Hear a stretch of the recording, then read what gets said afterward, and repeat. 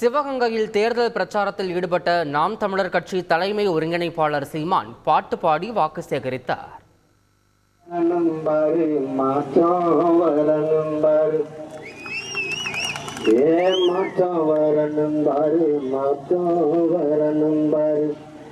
அந்த மாற்றத்தை தரப்போற ராசாக்கா,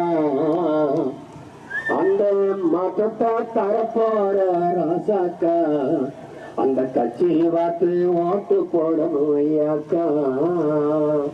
முயற்சி எடுக்க வேணும், முடிவு பண்ணி பார்க்க வேணும். எங்க மக்கள் எல்லாம் ஒன்னா சேர்ந்து ஐயாக்கா மைக்கு சின்னத்தில வாக்களிக்கணும் ராசாக்கா.